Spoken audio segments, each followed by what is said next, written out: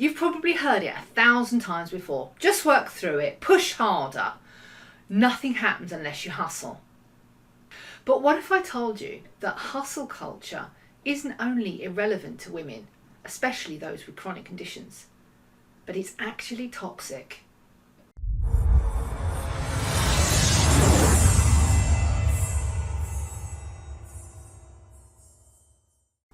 Hi, I'm Nicola Howard, Life Alchemist, assisting women to redefine success without overwhelming ourselves, without burning ourselves out, and without sacrificing our health. And if this is landing with you, hit that subscription button, ring that bell. You know the drill.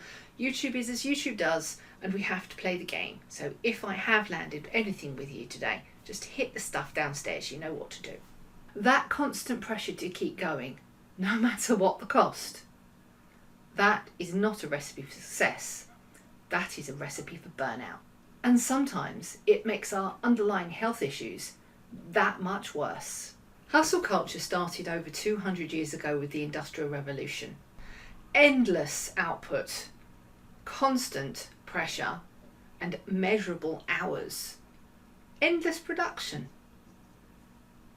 But it wasn't designed for women, especially those like us. We are not machines. And when a woman tries to live by those particular hustle culture rules, it just grinds us down. We simply do not have the testosterone to support it. It's just a fact of biology.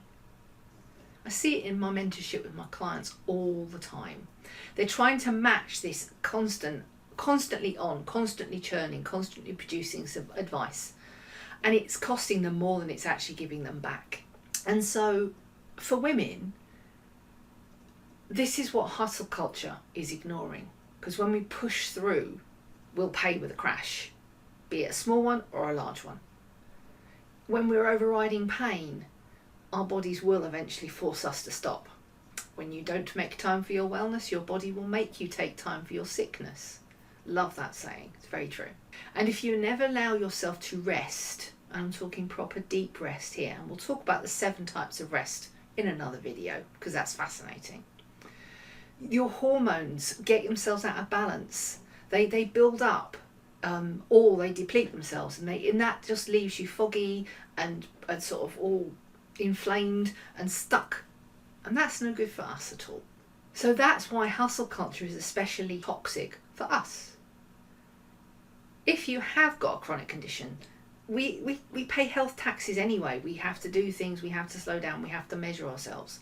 But even in that, hustle culture is just doubling that tax.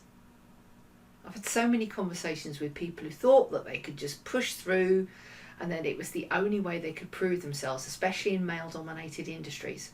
I used to be in a male-dominated industry. I was in IT for 35 years. Don't get much more male-dominated than that.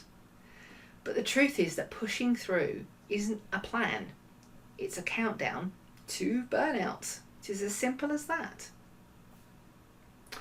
So what do we do instead?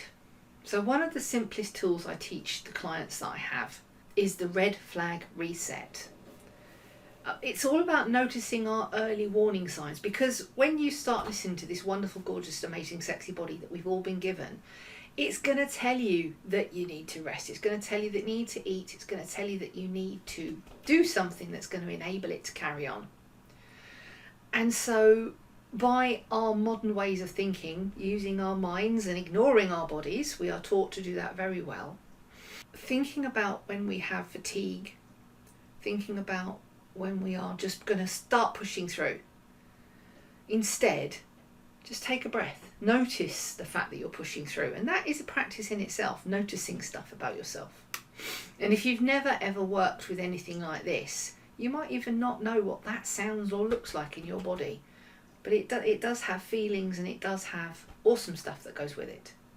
So if you start noticing that you're getting a bit foggy around the edges, or you notice that you're getting a bit hangry, or you notice any other form of fatigue syndrome for you, because of course fatigue looks different for everybody, ask yourself just one question here. Do I need to rest? Do I need to reset? Or do I need to redirect? Rest. Now rest might look like 20-minute nap. Just go and lie down on the bed. if you're at work, go and find the medical room and go and lie down for there in the 20 minutes. If you haven't got a medical room, go and ask your HR why you haven't got a medical room. Reset. Now, reset is normally just getting up. It could be as simple as shaking out your body, go for a quick walk, just go outside into the garden or out onto a balcony if you live in a flat, and just take a breath. Redirect. Redirect means switching to something that's lighter and something that matches your energy. And energy is something I go into really deeply with my clients, because if we don't have our energy sorted, we literally cannot do everything. It sounds simple, but this one shift can change everything. Because instead of heading out until you utterly crash, you course correct quickly and early. You catch yourself before you head into the rocks. And that protects both you, your health, and your business. Win-win-win. And here's the thing. Hustle culture doesn't just push us physically. It pushes us mentally as well, and it messes with our confidence. You're not good enough. The inner voice that says, you're not doing enough, you're falling behind. I call that voice the confidence saboteur. It chips away at our energy, our confidence, obviously, because being a confidence saboteur, and it pushes you back into doing overwork. It pushes you because, and that's exactly why I created my free guide. Find your confidence saboteur and how to stop it. The guide helps you to spot the patterns as they're running, because they run all of the time. But what it then helps you to do is course correct. It helps you to stay focused and stay on point, whilst also honouring our needs to rest, reset and readjust. You can grab a copy in the things downstairs. It is my gift to help you quiet down, because as I said, always goes on. But when we learn to start to ignore it, tell it to get in the bin, it quietens down. It's all good. Here's what I want you to remember. Hustle culture is toxic because it denies reality. It denies the reality of the female body. It denies the reality of anything that is not normal, anyone with a chronic condition. And there are a plethora of chronic conditions, perimenopause being one, and what it actually really takes to build sustainable success.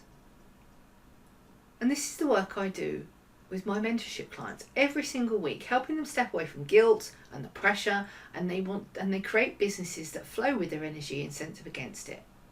Because we're not broken, the system is. And once you step outside it, everything gets lighter. Remember, you do not need to hustle to succeed. You need a business that supports you and has you at the centre, not a whole bunch of shoulds. Nobody should all over us. Remember to grab your guide downstairs, and remember to subscribe to get more of those practical strategies, honest conversations and tools that are going to help us succeed without sacrificing ourselves. Next time, we'll be talking about how to plan out our weeks when we have unpredictable energy, and you won't want to miss that one.